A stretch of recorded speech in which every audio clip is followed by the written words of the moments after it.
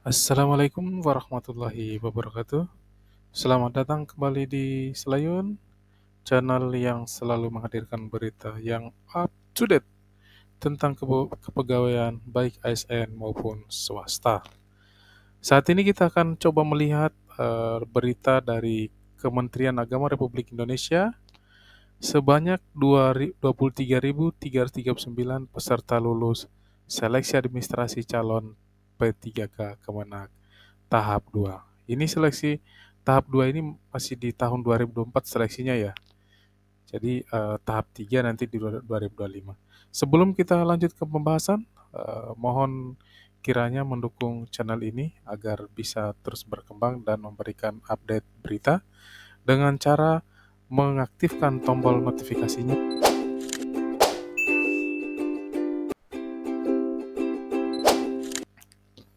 Baik. Sebanyak 23.339 peserta lulus seleksi administrasi calon P3K Kemenag tahap 2. Nah, ini berita dari Kementerian Agama. Eh, Dilansir di Jakarta Kemenag, Kementerian Agama hari ini itu tanggal 19 ya, hari ini tanggal 19 bulan 2 Februari 2025, di mana hari ini itu adalah hari Rabu. Kementerian Agama mengumumkan hasil seleksi administrasi pegawai pemerintah dengan perjanjian kerja atau P3K bagi pelamar non-ASN yang aktif bekerja di instansi pemerintah P3K tahap 2. Maksudnya apa di pegawai pemerintah non-ASN? Nah, ini bagi pelamar tenaga non-ASN. Nah, tenaga non-ASN ini adalah bagi para honorer. Jadi ditujukan untuk tahap 2 ini semuanya sebenarnya untuk honorer karena uh, semua honorer melamar dan semua diterima. Tapi ada dua batasannya untuk P3K. P3K paruh waktu dan P3K penuh waktu. Di video sebelumnya sudah dibahas. Sekjen Kemenag Kamarudin Amin mengatakan ada lebih 23.000 peserta yang diumumkan lolos seleksi administrasi. Jadi perkiraan itu sebanyak 23.339 peserta yang lulus seleksi dan akan pasti melanjutkan ke tahap selanjutnya.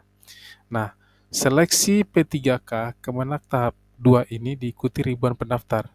Panitia Seleksi Nasional atau Panselnas mencatat 46.006 orang peserta yang mendaftar.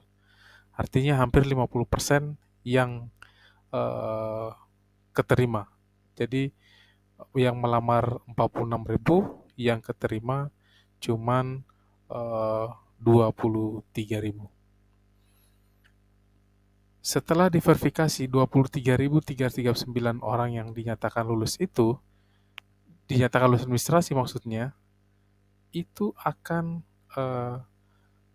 melanjutkan atau mengikuti tahapan seleksi selanjutnya, yaitu seleksi kompetensi dengan CAT dan seleksi kompetensi teknik tambahan.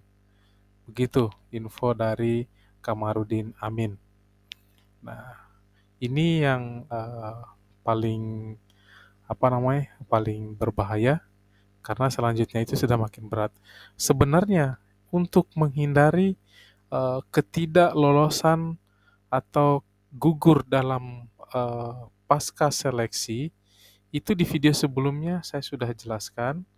Mungkin saya akan sebutkan masih yang saya ingat, itu penyebab uh, tidak atau gagal lolos seleksi pada saat seleksi. Yang pertama itu harus menyiapkan segala dokumennya dari ijazah, transkrip nilai, KTP, KK, lamaran seperti biasa, kemudian pas foto yang sesuai diminta, kemudian sertifikat. Sertifikat itu yang maksudnya sertifikat relevan yang jabatan yang dilamar pada saat ini menjadi honorer. Nah, untuk persyaratannya, jadi dibaca semua persyaratan, jadi jangan asal melamar. Persyaratannya ya pasti WNI, kemudian usia. Nah, usia yang ditetapkan Kementerian Agama Republik Indonesia itu 18 tahun minimal dan maksimal 35 tahun. Jadi, kalau sahabat Selayun kurang dari 18 tahun atau lebih dari 35 tahun, walaupun sudah menjadi honorer kurang lebih berapa puluh tahun, maka itu akan dinyatakan tidak lulus seleksi karena Kementerian Agama memberikan atau menstandarkan umur pelamar minimal dan maksimal. Kemudian pendidikan. Pendidikan Kementerian Agama itu menstandarkan S1 atau sampai D4 ya, atau universitas yang terakreditasi.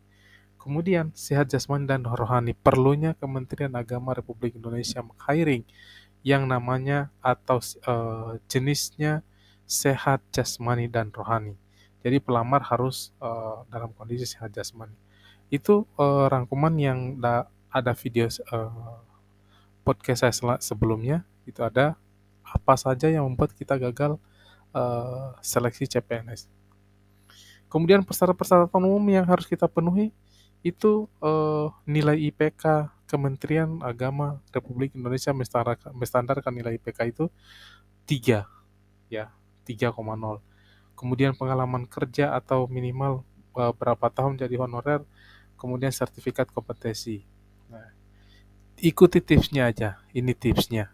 Sebenarnya ada video sih sebelum ini, ada video kenapa harus yang judulnya itu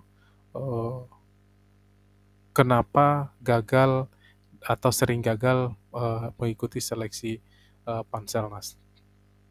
Kemudian tipsnya itu pastikan dokumen lengkap. Jadi pastikan semua dokumennya yang diperlukan, jumlahnya berapa, kemudian tidak ada yang hilang, semua berkasnya. Yang kedua, periksa kualitas dokumen. Kualitas dokumen nggak buram apa semua sebelum diupload. Setelah itu ikuti instruksi. Maksudnya ikuti instruksi ini, instruksi semua yang petunjuk semua yang ada pada saat seleksi semua dijalankan ya. Dengan memperhatikan kiat-kiat itu, sebenarnya untuk seleksi kan soalnya gampang semua.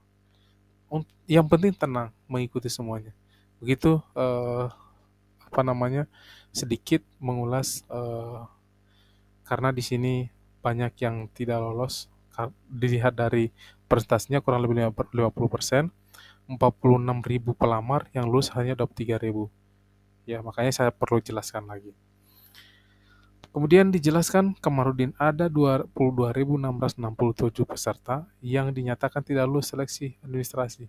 Mereka dapat mengajukan sanggahan selama masa sanggah. Nah, apa sih masa sanggah? Nah, masa sanggah Kementerian Agama Republik Indonesia memberikan waktu 3 hari. 3 hari itu hari apa aja? Misalnya hari ini pengumumannya, berarti mulai hari ini tuh sudah diberikan masa sanggah ya. 19, 20, 21. Selama masa sanggah yang menurut sahabat Selayun seharusnya lolos tapi ada kekeliruan, silakan disanggah. Nah, maksudnya masa sanggah itu apa sih? Masa sanggah itu adalah tahapan dalam proses seleksi CPNS di mana pelamar dapat mengajukan penyanggahan atau keberatan terhadap hasil seleksi yang telah diumumkan. Jadi sahabat Selayun boleh mengajukan keberatan pada saat masa sanggah yang 3 hari itu jadi dimanfaatkan. Selama masa sanggah, pelamar dapat mengajukan sanggahan jika mereka merasa bahwa hasil seleksi tidak sesuai dengan hasil yang seharusnya atau jika mereka menemukan kesalahan dalam proses seleksi. Ya, itu yang kemungkinan yang menjadi masa sanggah. Setelah masa sanggah berakhir, panitia seleksi akan memproses sanggahan yang telah diajukan dan mengambil keputusan final tentang hasil seleksi. Begitu, jadi masa sanggah 3 hari itu benar-benar sahabat Selayun pergunakan. Bagi yang tidak lulus, harus kalau misalnya merasa udah benar semua, ajukan sanggahannya. 3 hari itu manfaat waktunya.